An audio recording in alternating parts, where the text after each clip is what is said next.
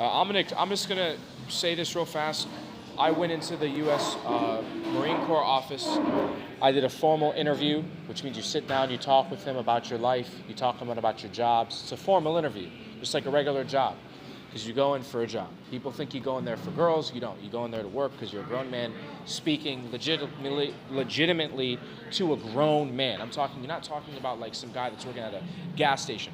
You're in front of whoever it is. If they're short, you're standing and shaking hands with a real man when you walk into a Marine Corps office. So I walked in, I talked to him about my life. A real man looked at it and said, either you're a real man when you walk in here or you should walk somewhere else. Clarifying, they can tell you, they could say, listen, I'm looking at you, based off what I hear from you, you will cry in this environment.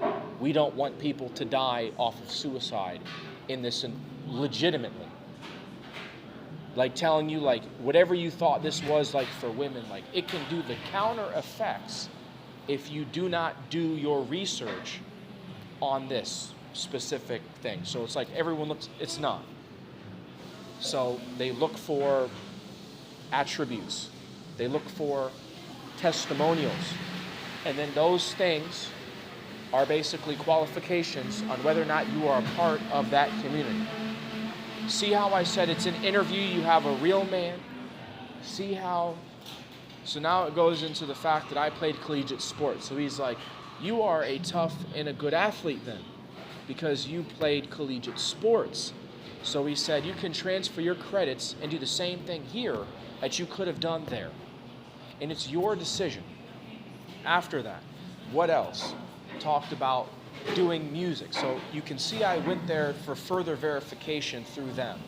Why? Because I'm so sick and tired of me being a part of a community and people are saying because it's from this community, now it's from this community. It's like, let's say there's a gas station in the Marine Corps, which I'm sure there is. I'll be pumping gas for the Marine Corps. I know it sounds stupid, but I'm sure there is a base where you pump gas for a jet. I'm being serious. You pump gas.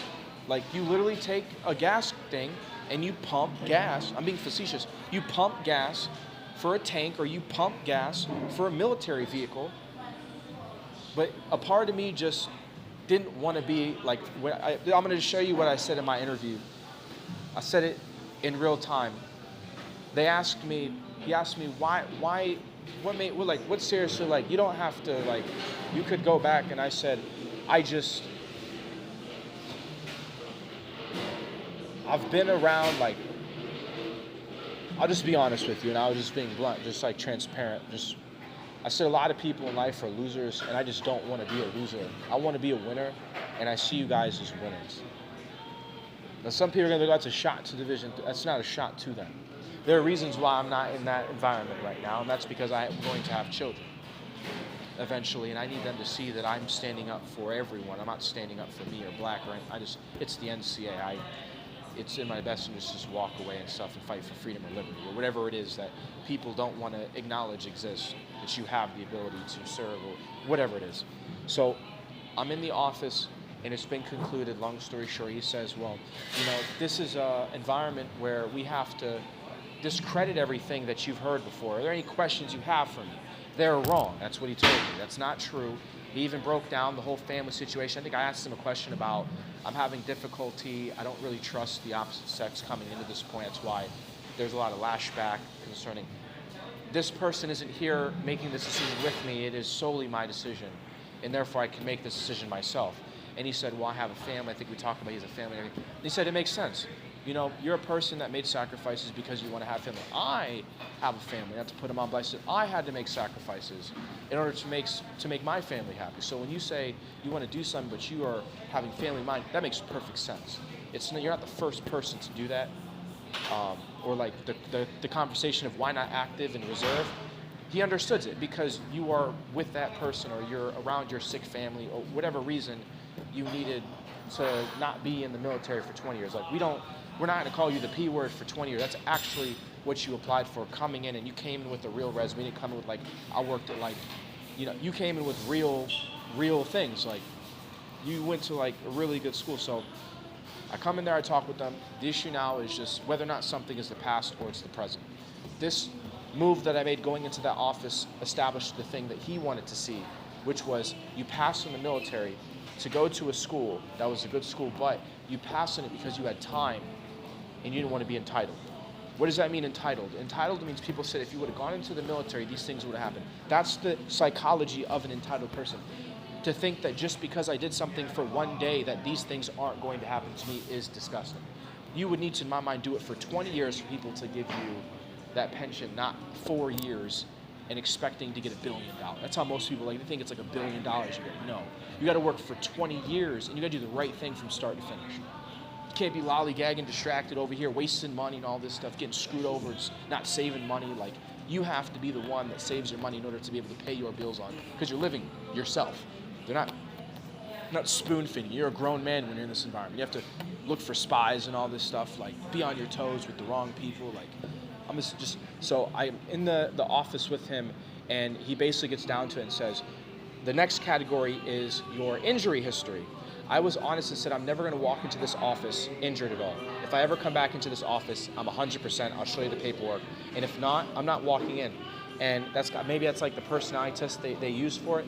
But I said it's because I just don't think that lying is especially like with injury, and I don't think that's something, like I even talked to some guy that worked in an assisted living facility, like I'll just do it right the first time. You know what I mean? Like I'm not gonna sit here and ask a doctor to like under the table it, like I'm gonna be healthy before I do. I'm gonna be fit before. Basically, I'm gonna be fit before I get into this office. You know, I'm gonna be right the first time. Not like, oh, he's a bunch of medical issues. I'll have all those figured out and solved, if any, before I even do it. You know, like I'll walk my miles, I'll run my miles, I'll acclimate myself. I will put nutrition in my body. I will be at the right weight to do it. Like a whole bunch of things. It won't be like, oh, now he has to. It'll be right when it happens. And he basically said, yeah, I mean, this is, you know, other than the tests and stuff like that, we just want to know a little bit about your personality and what you think matters. We did a personality test, and I'm going to leave that private. But he basically said, this all really doesn't matter because, like I said before, you didn't come in here for the money. You know, I saw that you came in here because you were serious. And he just wanted to let me know everything you just said is fancy stancy, but he said all you had to do is walk in the door, you know, and that showed us that it showed us everything, you know. I'll leave it like that. And he said we don't have to do an extensive mental health exam. This defined who you were as a person, and to explain what that means, it means that you could have walked into a gang and asked for help. You legitimately walked into our office as a grown man and talked to grown men. Gave a real reason why you were upset, talk to grown men who have influence that can change the course of your life, and regardless, we're going to help you. If it gets you a job before, to where you can do it, get you a job secure in this environment, because you are right. You shouldn't have to change your integrity in the NCAA, whatever it is, or you're like, you want it to protect. My perspective still now is, why isn't the NCAA rewarding me for the thing I just did?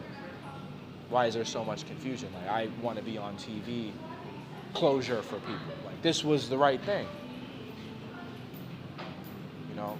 So he basically said, you don't need to do this, but we're going to help you in narration because what you're saying we didn't realize was an issue until we saw your protest.